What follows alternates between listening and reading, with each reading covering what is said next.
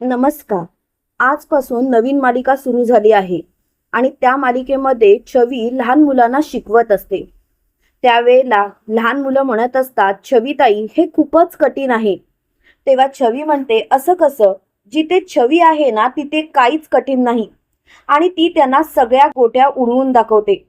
तेव्हा मात्र त्यांना खूपच आनंद होतो आणि ते नाचायला लागतात. त्यावेळेला छवी सुद्धा त्यांच्यासोबत नाचत असते आणि ती म्हणत असते, अशाच प्रकारे आपण जर का नाचत खेळत अभ्यास केला ना तर गणित सुद्धा पटापट सुटतात. तुम्हाला काळजी करायची गरज नाही. छविताईच्या जर का क्लासमध्ये तुम्ही शिकलात ना तर खूप मोठे व्हाल. तेवढ्यात मात्र तिथे एक मुलगा धावत धावत आलेला असतो. त्याचं नाव तेजा असतं. तो छवीचा भाऊ असतो. तेजा छवीला म्हणतो, छवी छवी अगं चल लवकर, बाई आजी निघाली. तेव्हा मात्र छवी बोलते, काय बाई आजी निघाली? पण बाई आजीचा चष्मा तर माझ्याजवळ आहे आणि तिला जर का चष्मा दिला नाही तर तिला साधं वाचता सुद्धा येत नाही. ते काही नाही, मला लवकरात लवकर निघालं पाहिजे. आणि छवी धावत पळत घरी यायला निघालेली असते. त्याच वेळेला तिचा धक्का साकेतला लागतो. त्यावेळेला साकेत धडपडत खाली पडतो. त्यावेळेला छवी म्हणते, साकेत दादा सॉरी. आणि त्याच्यानंतर ती खूपच धावत पळत सोप्यावरून वगैरे धावत असते. तेव्हा छवीची आई तिच्याकडे बघत असते.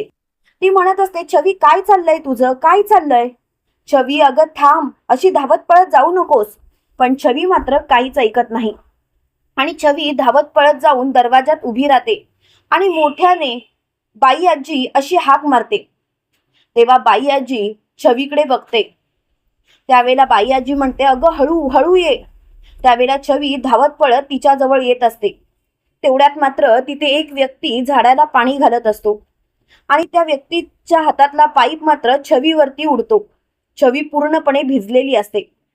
पण छवी त्या गोष्टीकडे दुर्लक्ष करत बाई आजी जवळ पोहोचते.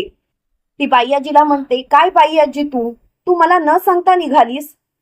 तेव्हा लगेच बाई आजी बोलते, छवी अगं असं पळत वगैरे यायची गरज काय होती?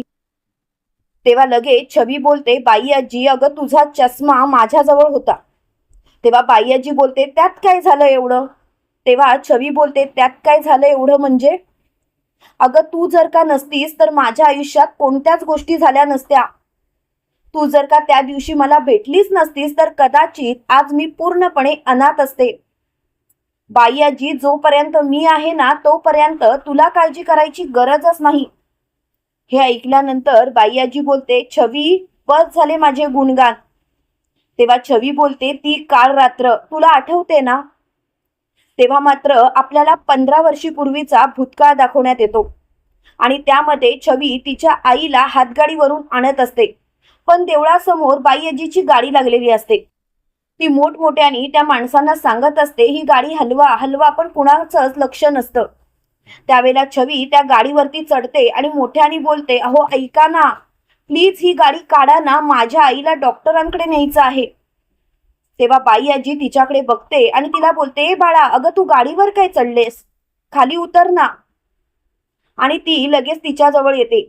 तेव्हा लगेच छवी बोलते, बाई प्लीज आजी सगळं हे आधी बाजूला ठेवा, माझ्या आईकडे बघा.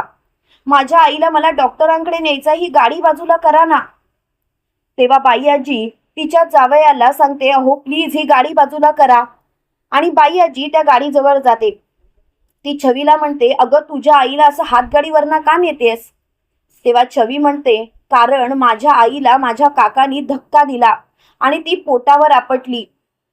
माझ्या आईच्या पोटात बाळ आहे म्हणूनच मला तिला डॉक्टरांकडे न्यायचं आहे. आमचं घर सुद्धा त्यांनी कायमचं हिरावून घेतलंय. हे ऐकल्यानंतर बाई आजी बोलते, अरे बापरे, हे सर्व असं आहे का? चला चला हिला जरा गाडीत ठेवताय का? तेव्हा लगेच छवी बोलते, तुम्हाला सुद्धा माझ्या काकांनीच पाठवलंय का आम्हाला त्रास देण्यासाठी? तेव्हा बाई आजी बोलते, नाही बाळा, मला तुझ्या काकांनी वगैरे कुणीही पाठवलेलं नाही. खरं सांगू का बाळा, मला जर का कुणी पाठवलं असेल ना तर या दुर्गा आईने. आजपासून कोणत्याच गोष्टीची काळजी करायची नाही, सगळं काही व्यवस्थित होणार. आणि ही बाई आजी आहे ना तुझ्या सोबत ती कायम असणार. आणि ती तिला जवळ घेते. इकडे बाई आजी छवीच्या आईला 4-5 दिवसानंतर घरी घेऊन येते. छवी गाडीत असते त्यावेळेला छवी तिच्या आईला बोलते, आई अगं केवढा मोठा बंगला आहे हा, आपलं घर तर एवढंसच आहे. तेव्हा लगेच तिची आई बोलते, आपलं घर ते आता आपलं राहिलं नाही बाळा, ते घर आपलं कधीच नव्हतं. तेव्हा लगेच छवी बोलते, असं का बोलतेस आई, म्हणजे आपण आपल्या घरी परत कधीच जायचं नाही? छवीच्या आईकडे काहीच उत्तर नसतं. बाई आजी बोलते, जाणार ना, ज्या गोष्टी अशक्य असतात ना त्या नक्कीच शक्य करायच्या. एक ना एक दिवस ती सुद्धा वेळ येणार आणि तुला तुझं घर परत मिळणार. काळजी करू नकोस, तुला तुझं घर नक्कीच परत मिळेल. हे ऐकल्यानंतर बाई आजी बोलते, चला आता लवकरात लवकर घरी चला.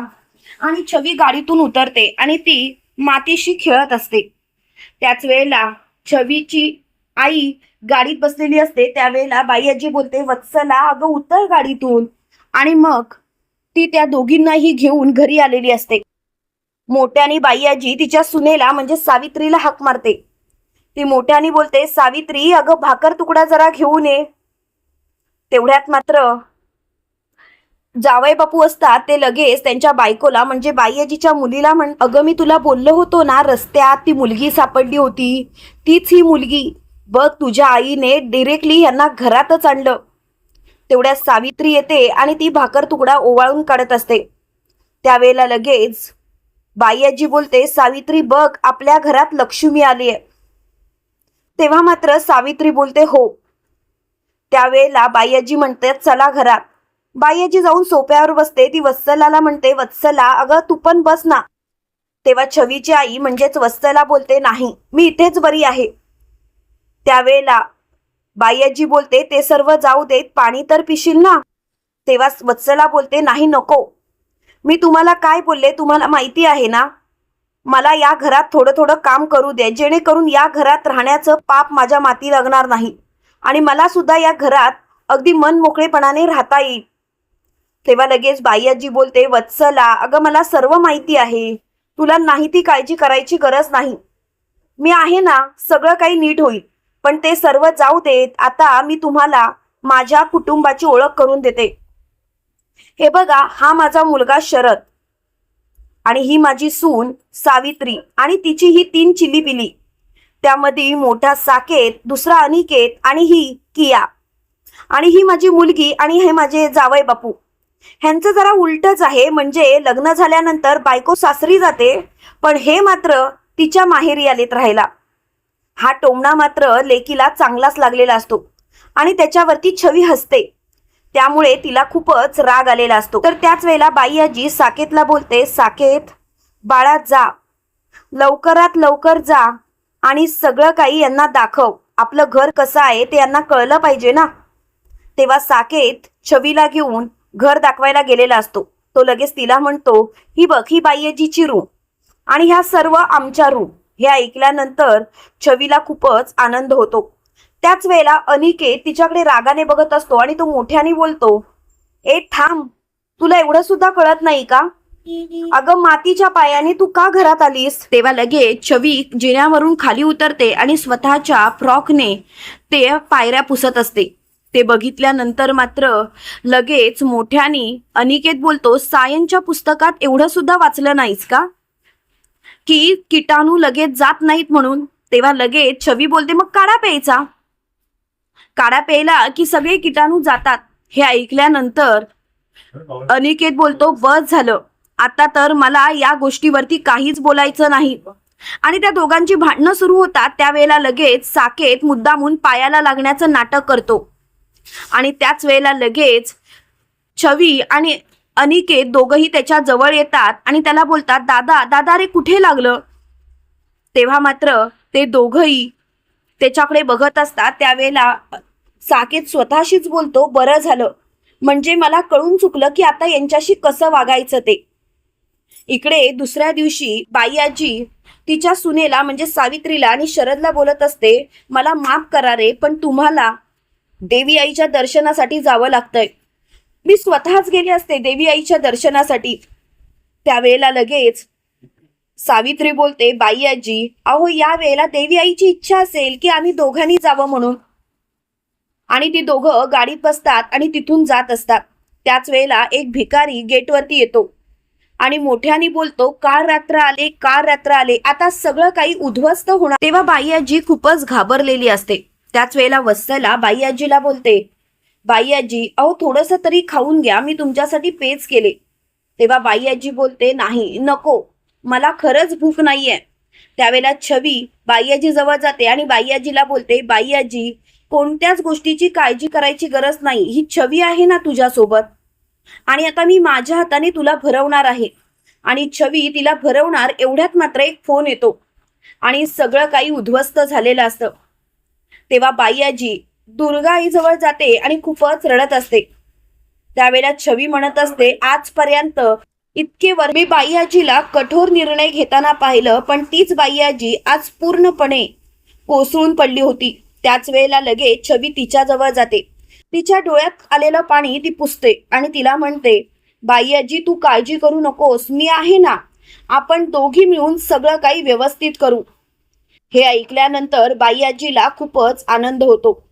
छवी म्हणते, मी कायम तुझ्यासोबत सावलीसारखं राहील, तुला काळजी करायची गरजच नाही. आणि मग 15 वर्षाचा भूतकाळ संपलेला असतो आणि इकडे छवी बाई आजीला बोलते, बाई आजी आता नीट व्यवस्थित जा आणि लवकर घरी ये. आणि बाई आजी तिथून निघून गेलेली असते. इकडे साकेत त्याच्या इंटरव्ह्यूसाठी फोनवर बोलत असतो. त्याची खूपच धडपड सुरू असते. शेवटी त्याने फोन ठेवलेला असतो आणि तेवढ्यात अनिकेतचा फोन आलेला असतो की मी भारतात परत येणार. हे ऐकल्यानंतर साकेत खूपच खुश होतो आणि तो बोलतो, मी तुला आणायला येतोय, आणि त्याने फोन ठेवलेला असतो. तेवढ्यात तिथे छवी आलेली असते आणि छवी बोलते, काय मला सांग. तेव्हा साकेत बोलतो, नाही मी तुला काहीच सांगणार नाही. तेव्हा छवी बोलते, तू जर का मला काही सांगितलं नाहीस ना तर बघ. आणि शेवटी त्याने सांगितलेलं असतं की अनिकेत परत येतोय आणि छवी सुद्धा साकेत सोबत अनिकेतला आणायला निघालेली असते. इकडे मात्र छवी आणि साकेत दोघही अनिकेतला आणण्यासाठी एअरपोर्टवर आलेले असतात. त्याच वेळेला अनिकेत तिथे येतो. साकेत मोठ्याने ओरडतो. त्यावेळेला अनिकेत आणि साकेतची गळाभेट होते. साकेतचं लक्ष छवीवरती जातं. तो लगेच साकेतला बोलतो, काय रे दादा, हिला आणायची काय गरज होती. तेवढ्यात मात्र छवी मोठ्याने बोलते, अरे उधळलेला रेडा परत आलाय, लवकरात लवकर वाजवा. आणि जोर जोरात बेंजो वाजायची सुरुवात होते. छवी नाचायची सुरुवात करते. त्यावेळेला अनिकेत साकेतला म्हणतो, किती बावळट आहे ही मुलगी, आता सुद्धा वेड्यासारखी नाचतीये, काय करायचं नाही या मुलीचं कळतच नाही, जशी लहानपणी होती तशीच आहे. तर इकडे शांभवी बाई आजीच्या शाळेमध्ये इंटरव्ह्यूसाठी आलेली असते. तिला साकेतची सेक्रेटरी व्हायचं असतं. त्यावेळेला तिथली व्यक्ती म्हणते, साकेत सरांची सेक्रेटरी व्हायचं एवढं सोपं नाहीये. तेव्हा शांभवी बोलते, हो ते मला माहिती आहे, म्हणजे सेक्रेटरी अगदी बायकोसारखी असते, म्हणजे बायको जशी मनातलं ओळखते तसं सुद्धा सेक्रेटरीला बॉसच्या मनातलं ओळखावं लागतं. तेव्हा मात्र ती बोलते, अच्छा म्हणजे तुमचा इंटरव्ह्यू नक्की, तुम्हाला काळजी करायची गरज नाही. शांभवी तिथून बाहेर पडलेली असते आणि ती स्वतःशीच म्हणत असते, आता सगळं उद्ध्वस्त होणार. इकडे बाई आजी घरात आलेली असते. त्यावेळेला तिला तो भिकारी परत एकदा दिसतो आणि तो पुन्हा एकदा बोलतो, पुन्हा एकदा काल रात्र आले. हे ऐकल्यानंतर बाई आजी खूपच काळजीत पडते. तिला काय बोलावं तेच कळत नाही. ती खूपच घाबरलेली असते. ती म्हणत असते, माझ्या नातवंडांच्या आयुष्यात पुन्हा कोणतं दुःख तर येणार नाही ना. मला तर असं वाटतं की पुन्हा कोणतं तरी नक्कीच दुःख येणार. काय करावं तेच मला कळत नाहीये. तर इकडे आपल्याला असं पाहायला मिळतं, लगेच छवी अनिकेतला म्हणते, खरं सांगू का, तुला काही गोष्टी आठवतायत का, की सगळं काही विसरलास. तेव्हा अनिकेत लगेच बेंजो घेतो आणि वाजवत असतो आणि छवी मात्र नाचत असते. साकेतला काय करावं तेच कळत नाही, म्हणून तो पुन्हा एकदा स्वतःच्या पायाला लागल्याचं नाटक करतो. ती दोघही त्याच्या जवळ येतात आणि त्याचा पाय दाबत असतात. तेव्हा मात्र अनिकेत बोलतो, अगं मी व्यवस्थित आहे. त्यावेळेला अनिकेत बोलतो, साकेत दादा लागलंय तुला. त्यावेळेला साकेत बोलतो, मी व्यवस्थित आहे, चला. आणि ते तिघही निघालेले असतात. तर इकडे शांभवी तिच्या बहिणीला भेटलेली असते. त्यावेळेला तिची बहीण बोलते, ते तिघही आता यायला निघाले. तेव्हा मात्र शांभवी बोलते, चल आता तर त्यांना उधळून लावूया. आणि त्या बाई आजीच्या चेहऱ्यावरचं दुःख मला बघायचं आहे. आणि ती गाडी चालवत त्या दिशेने येत असते. इकडे बाई आजी साकेतला फोन करत असते, पण साकेत मात्र उचलत नाही. म्हणून ती छवीला फोन करते. छवी सुद्धा उचलत नसते, कारण अनिकेतने तिचा फोन हातात घेतलेला असतो. तो म्हणतो नाही, मी फोन देणारच नाही. म्हणून ती अनिकेतला फोन करते. अनिकेतला फोन आल्यावरती अनिकेत बोलतो, छवी खरं खरं सांग, तू बाई आजीला काही सांगितलंयस का? तेव्हा छवी बोलते, नाही, मी काहीच सांगितलं नाही, आणि तू असा विचार सुद्धा मनात आणू नकोस. तेव्हा मात्र बाई आजी हा विषय काढतात. छवी म्हणते, बाई आजी एवढे फोन करते म्हणजे काहीतरी असेल. साकेत दादा, तू तुझा फोन दे. म्हणून साकेत तिला फोन देतो. साकेतने फोन दिल्यानंतर अनिकेत बोलतो, तू जर का फोन केलास ना तर मी तुझ्याकडेच बघत राहील, तू त्यामुळे फोन करायचा नाहीस. तेव्हा छवी बोलते, अरे बाळा, नाही करत फोन, पण प्लीज प्लीज तू नीट लक्ष दे ना. अरे पुढे बघ आणि गाडी चालव, पण त्याचं लक्ष नसतं. तेवढ्यात मात्र शांभवी जोरात ओव्हरटेक करते आणि त्याच वेळेला अनिकेतची गाडी जाऊन झाडावर आपटते. तेव्हा ते तिघही खूपच घाबरलेले असतात. शांभवी इकडे म्हणते, आज वाचलाय, पण पुन्हा मात्र मी तुम्हाला सोडणार नाही. आज तुमच्या शाळेपर्यंतचा प्रवास होता, पण उद्या तुमच्या घरात सून म्हणून येणार. इकडे आपल्याला पुढील भागात दाखवण्यात येतं, अनिकेत घरात आलेला असतो. त्यावेळेला त्याची आत्या त्याला ओवाळायला जाते. तेव्हा लगेच अनिकेत बोलतो, मला ओवाळण्याचा हक्क मात्र माईचा. तेव्हा लगेच ती म्हणते, काय तू अनिकेत, अरे एवढा बाहेरून शिकून आलास आणि या बाहेरून आलेल्या बाईला मान देतोस? अरे जरा तरी समजून घे. तेवढ्यात मात्र इकडे बाई आजी छवीला म्हणतात, छवी काही केलं पाहिजे, पण आता मात्र माझ्या एका तरी नातवाचं लग्न केलं पाहिजे. तेव्हा लगेच छवी बोलते, म्हणजे दादूचं लग्न करायचं तर? तेव्हा लगेच बाई आजी बोलते, हो, आता दादूचं लग्न करायची वेळ आलीये. घरात नाचून आलीच पाहिजे. हे ऐकल्यानंतर छवीला खूप आनंद होतो. तुम्हाला ही नवीन मालिका कशी वाटली ते नक्कीच कमेंट करून सांगा आणि चॅनलला सबस्क्राईब करायला विसरू नका.